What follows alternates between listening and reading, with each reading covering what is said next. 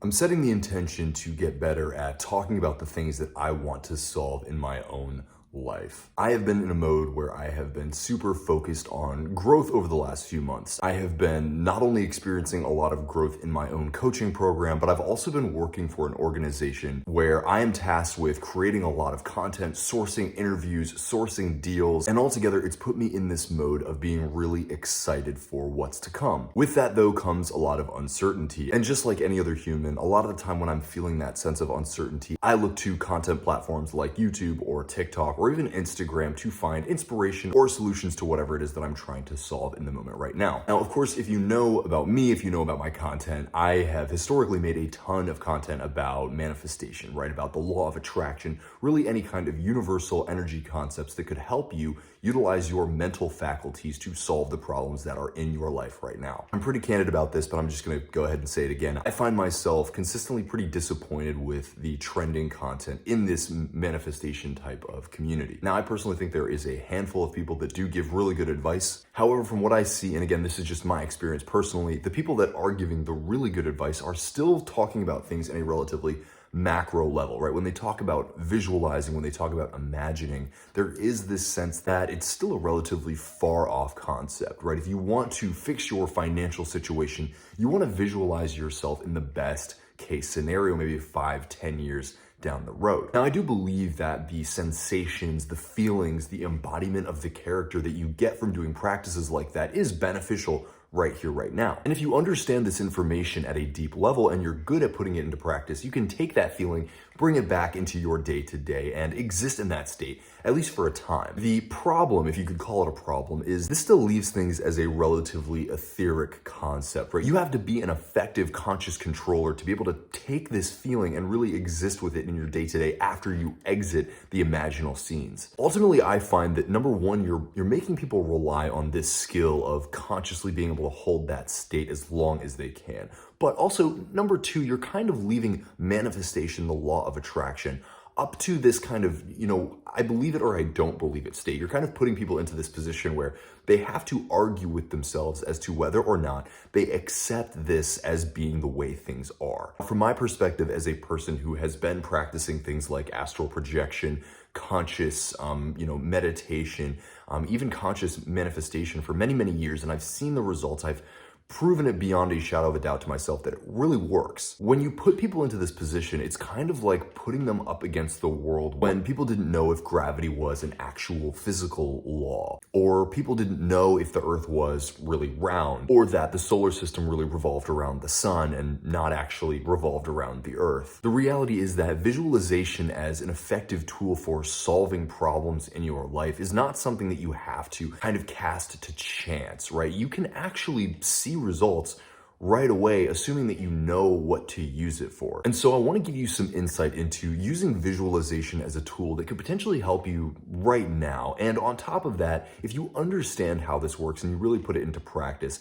this is something that can make your long form visualizations much more effective as well, in the way of you being able to really resonate with them and hold onto that feeling in your day to day. One of my favorite books of all time is called Can't Hurt Me by David Goggins. And David Goggins is the kind of person who is willing to put mind over matter 100% of the time, all the time. If you listen to some of the challenges that he's been through, being a Navy SEAL, being in combat, running these ultra marathons, 100-mile plus marathons. For a while, he held the world record for most pull-ups in 24 hours. And all of these accomplishments required him to completely put his physical body, his sensory experience on the back burner and just focus on the goal, right? Go all in on the goal, no matter what happens. If you read Can't Hurt Me, Goggins prescribes 12 principles that will help you level up in life. And these are kind of character principles, little rules that you can hold on to as you go through your day-to-day, remembering these things and putting them into practice, and you will see significant results in your life if you hold true to these characteristics. I read this book, I think 3 or 4 years ago at this point. And one of the rules that he has is use visualization to solve the problems that you have in your life right now. In my opinion, the way that he puts this forth is what every single manifestation, law of attraction, interested person is really missing. It requires you to get objective. It requires you to be much more self-accountable. And here's what I mean. If you are overweight and you are unhappy with your body, first and foremost, I just want to say that's totally fine. As long as you are unhappy with your body in the sense of you want to be healthier, you love yourself, and you want to get better, there's nothing wrong with pointing out that I'm just not where I want to be right now. In fact, that's the first step to change. We're not going to go deep into fat shaming. We're not going to go deep into fat acceptance culture. But as somebody that has coached a lot of people to incredible health and fitness results, I got to say the delusion of what is actually happening in your body and this kind of forcing yourself to love yourself and doing that by continuing the bad habits that you have in not being active and eating really unhealthy. Getting real with yourself is step number one. And really in any area of your life that you want to get better, you got to start by getting real. You got to start by being honest. Okay, enough of that tangent. My point here was really that if you can identify what it is that you need to fix right now, you can use visualization to solve that problem. So going back to the overweight example, your body's not where you want it to be right now. You can clearly identify where you want your body to be. It is excellent to use visualization to put yourself in that perspective, to exist as that person, right? Go through the habit patterns that this empowered version of you has adopted that you now know you need to adopt. The challenge becomes actually adopting those habits. And so if you know that every night before bed, you spend 2 hours lying in your bed and eating snack foods, well, if you're committed enough to the process, you've probably identified other behavior patterns that you want to adopt in place of this time spent binging and being inactive. The problem becomes trying to pull yourself away from this other set of habits that has become so natural for you. Our brains are wired to fight against unfamiliarity. And so when you find yourself pursuing a new set of habit patterns, the reality is a lot of what you're going to face is this internal conflict. I have these current habits that are my regular program and they feel comfortable. I'm trying to pursue new habits that are uncomfortable and unnatural. And so inevitably, you're going to have to go through your rocky montage of changing. But this is where short form visualization can make that journey a whole lot easier for you. I have this idea that when I make these videos, I want to include actionable activities that you can utilize to actually see results. And so if you're willing to try this with me right now, we're going to take just about 5 minutes, use a visualization exercise to go through a habit shift together right now. To get started with this, I want you to have 2 things prepared. The first is I want you to be in an environment that you can comfortably close your eyes and just take a few minutes to breathe. If you're on a bus or the train or something, that's totally cool. If you're by yourself outside or in your own home or something, even better. But I'm going to give the disclaimer, if you're driving, if you're walking in a busy space, just keep active listening and you'll get the gist. So we're going to start out by closing our eyes and getting comfortable. You can be seated, you can be lying down, you can be standing. It does not matter. Just close your eyes and start by taking a deep breath in through your nose, filling up your diaphragm. And then when you're ready, you can let it out through your mouth.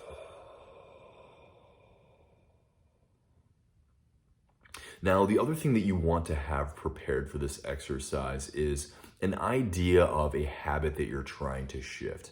Right? Maybe you're a person that is binge eating a lot. Maybe you're a person that is, masturbating a lot. Something that is taking a toll on you and you want to shift. Now, at the same time, I want you to have an idea of a habit that you can use to swap that. So as you continue to breathe deeply into your nose, filling your diaphragm, and then exhaling through your mouth when you're ready, start to bring these things to the top of your mind, right? One habit that you're ready to let go of, a habit that you are trying to adopt or bring more into your life of that practice. And so as you continue to breathe, I want you to bring up a situation where you are exercising the bad habit, right? So put yourself in that position where you are doing the thing that you don't want to do or that you want to do a lot less of. And so continue to breathe, find yourself in that situation, place yourself in that moment, and let it become real for you, right? See it with your eyes, feel it with your hands and your skin, hear with your ears. Maybe there's smells that you can smell. And start to make this scene vivid for you in your sensory experience, of course, still in your mind's eye. And so as you continue to breathe, I want you to think about the first step of this activity, right? So if you're about to, jerk off to some busty ladies or whatever, I want you to think about that first couple, those first couple moments where you're going to begin to exercise this behavior, right? So maybe the thought comes up. Maybe there's a feeling that is stimulated within you and you're like, oh man, I gotta go let one loose. And so as you begin to, engage in that activity, right? As you begin to lie on your bed or, scroll the internet, this is the first step, right? These are the first few moments that you are going to be engaging in this activity. So get really clear on that, really feel that, really know what those first few steps are, right? And obviously if it's like smoking or if it's, binge eating, I want you to go through that process of what I just said, and start to really bring those first few steps up. And so you should know what those are as you continue to breathe. Really get clear. One of the first few moments that you're really beginning to engage in this activity, right? You're setting the intention. You are letting yourself be enthralled in that environment, in that mood, right? So get really clear on that. And as you continue to breathe, now we're going to go to the other side of the spectrum. Now I want you to get really clear on what the positive habit that you're trying to bring into your life right now is. So if you're like, man, I really want to get good at working out. I really want to start to be meditating more consistently or journaling more consistently. What are those positive habits that are top of mind that you want to do more of? Maybe it's work more on your big projects. Maybe you are launching your solopreneurship journey and you know that you need to be spending some time doing research and learning and that kind of stuff, right? It doesn't matter. Whatever those positive habits are, it can be anything. And so get really clear on that. Put yourself in the position of someone that is doing that thing. And now this might be a little bit more challenging for you, right? If these habits are totally foreign to you, if you have never really engaged with them or you've never been able to get consistent with them, this might be a little bit more challenging, but that's okay. Just practice. And you can always rewatch this video. You can always retry this little meditation. This will be here forever, right? So just start to feel that thing. Really put yourself in that place. What environment are you in, right? Are you sitting? Are you standing? What's around you? What do you see? Now, what are you physically doing, right? Where are your hands? Where are your feet? Feel your hands and feet in those positions. Are your eyes open or closed, right? Are you smelling anything? Are there scents? Are there sounds? Really put yourself in that place and experience that full those full five sensory details to the best of your ability. And so as you are doing this, right, I want you to get really clear on this, this activity. And now I want you to go back, right? I want you to go back to the bad habit. And I want you to remember those first couple steps, right? Those first couple movements that you've done, those first couple feelings or thoughts that you had that started bringing you on the path to doing this quote unquote bad habit.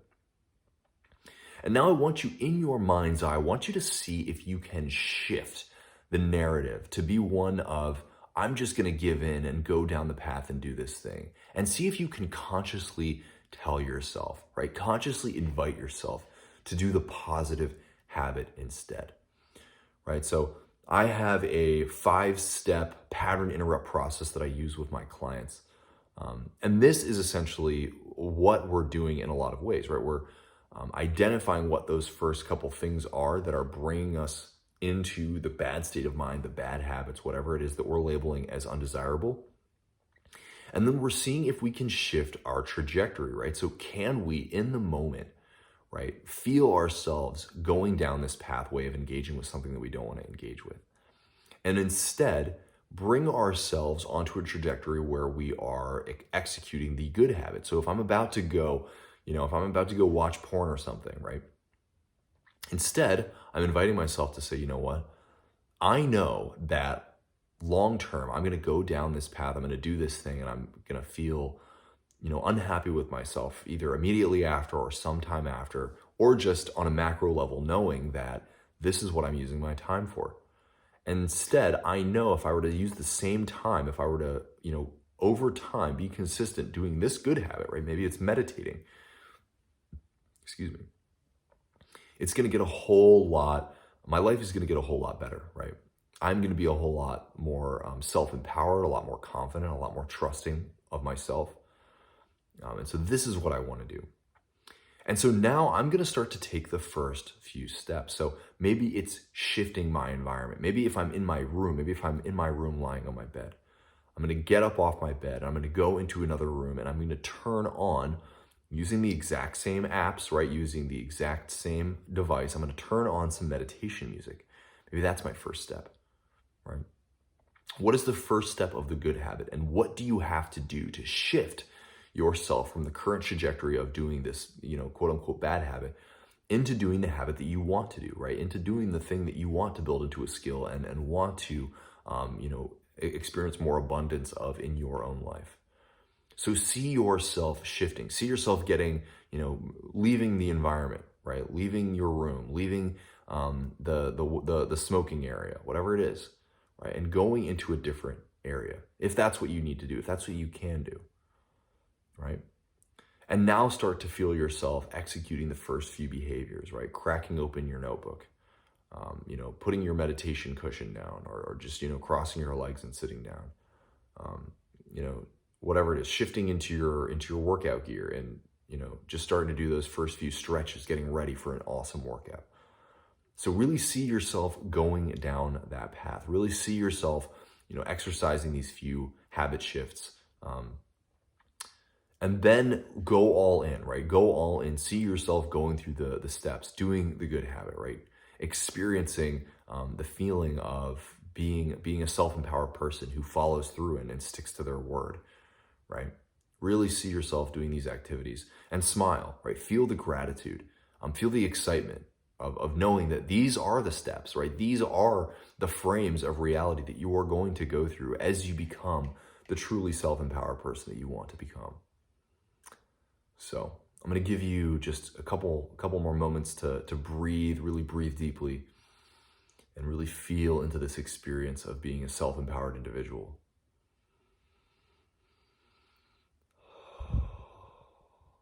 And really know that this is you.